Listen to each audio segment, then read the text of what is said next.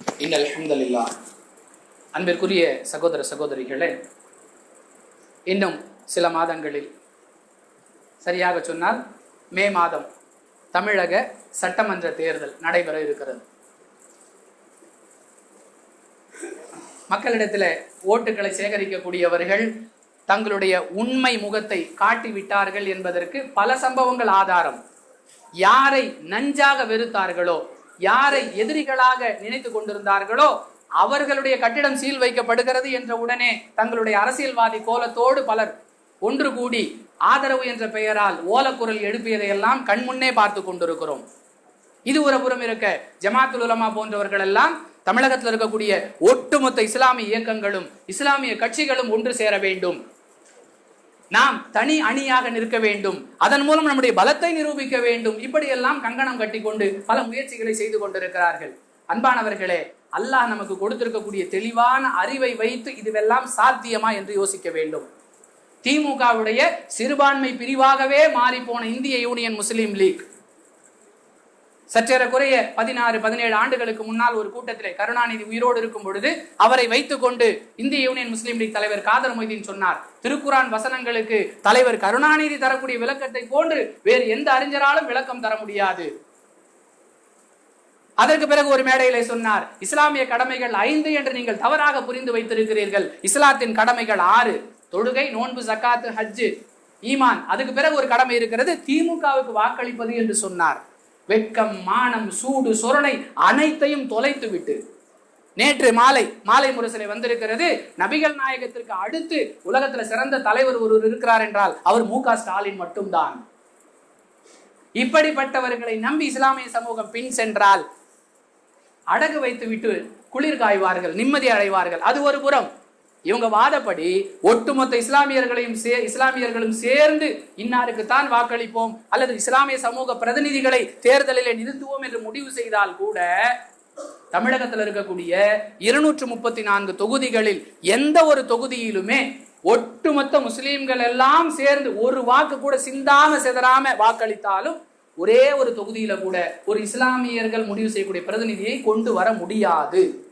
ஏன் இந்த நிலை? எந்த இஸ்லாமியர்கள், எந்த இந்திய யூனியன் முஸ்லீம் லீக் கருணாநிதியை இஸ்லாமிய பாதுகாவலர், லுங்கி கட்டாத பாய் இப்படியெல்லாம் சொல்லிட்டு இருக்கிறாங்களோ, கோஷம் போடுறாங்களோ, அந்த கருணாநிதி முதல்வராக இருக்கக்கூடிய நேரத்துல தான் தமிழகத்தில் எங்கெல்லாம் முஸ்லீம்கள் அடர்த்தியாக இருக்கிறார்களோ அந்த பகுதிகளெல்லாம் உள்ளாட்சி மன்ற தேர்தலில் பெண்கள் பகுதிகளாக அறிவிக்கப்பட்டது. விவரம் அரசியல் தொடர்புள்ளவர்கள் அறிந்து வைத்திருப்பார்கள். கருணாநிதி முதல்வராக இருக்கும் பொழுதுதான் தமிழகத்துல முஸ்லீம்கள் அடர்த்தியாக வாழக்கூடிய வார்டுகள்ல கவுன்சிலர் வேட்பாளர் தொகுதிகள் முஸ்லீம் தொகுதி, பெண்கள் தொகுதிகளாக அறிவிக்கப்பட்டது. கோரிக்கை வைக்கப்பட்டது, எங்க பெண்கள்லாம் வீதியில இறங்கி இது மாதிரிலாம் வரமாட்டாங்க, இந்த பக்கம் பாகிஸ்தானை பாருங்க, அந்த பக்கம் பங்களாதேஷை பாருங்கன்னு அடிச்சு விட்டாரு. அங்க பெனாசிர் பூட்டோ, இங்க ஹாலிதா ஜியா, இவங்கெல்லாம் அதிபராகவே இருக்கும் பொழுது முஸ்லிம் பெண்களால் ஒரு கவுன்சிலரா இருக்க முடியாதா? இப்படியெல்லாம் வார்த்தை ஜாலங்களால் விளையாடினார். தேர்தல் தொகுதி சீரமைப்பு என்ற பெயரால் எந்த ஒரு தொகுதியிலும் முஸ்லிம்கள் நினைத்தால் ஒருவரை சட்டமன்ற உறுப்பினராக கொண்டு வந்து விடலாம் என்ற நிலையை மாற்றி தொகுதி சீரமைப்பு என்ற பெயரால் கருணாநிதி முதல்வராக இருக்கும் பொழுதுதான் தமிழகத்தில் இந்த கேலி கூத்துக்கள் எல்லாம் அரங்கேறின.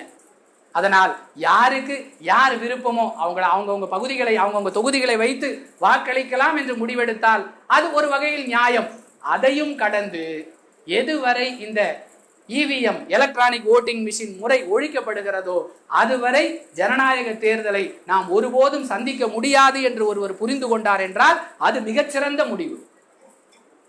சடங்கிற்காக வரிசையில் நின்று வாக்களித்து விட்டு நம்முடைய வாக்குகள் பயனற்றவைகளாக தேர்தல் மெஷின், அந்த வாக்கு மெஷின்களிலே செய்யப்பட்ட தில்லு முள்ளுக்கு தான் அங்கே முக்கியத்துவம் கொடுக்கப்படுகிறது என்றால் நாம் வாக்கு அளிப்பது என்ன, அளிக்காமல் இருந்தால் என்ன? எனவே விகிதாச்சார தேர்தல் முறை கொண்டு வரப்பட வேண்டும் என்ற முழக்கம் நீண்ட காலமாக வைக்கப்பட்டு கொண்டிருந்தாலும் குறைந்தபட்சம் வாக்குச்சீட்டு முறை நடைமுறைப்படுத்தப்படும் பொழுது அளிக்கப்படக்கூடிய வாக்குகளுக்குத்தான் உண்மையிலேயே ஜனநாயக ரீதியான மதிப்பு இருக்கிறது. அதுவரை இந்த எலக்ட்ரானிக் ஓட்டிங் மிஷின் இருக்கும் வரை மெஷினில் செய்யப்பட்ட செட்டிங் அடிப்படையிலே தான் ஆட்சி அமையுமே தவிர மக்களால் அமைக்கப்படக்கூடிய ஆட்சியாக இருக்காது. எனவே முஸ்லிம்களுடைய தேர்தல் கனவுகள் தவிர்க்கப்பட வேண்டியவை, இவர்களால் தகர்க்கப்பட்டு கொண்டிருக்கக்கூடியவை என்பதை புரிந்து கொண்டால்தான் இஸ்லாமிய சமூகத்திற்கான பாதுகாப்பு ஏற்படும். அது தொடர்பான விழிப்புணர்வுக்காகத்தான் இந்த இரண்டாவது உரை நிகழ்த்தப்பட்டிருக்கிறது. புரிந்து நடந்து கொள்வோம். அல்லாஹ் உதவி செய்வானாக. வாஹிரு தஅவானா அல்ஹம்துலில்லாஹி ரப்பில் ஆலமீன். அஸ்ஸலாமு அலைக்கும் வரஹ்மத்துல்லாஹி வபரகாத்துஹு.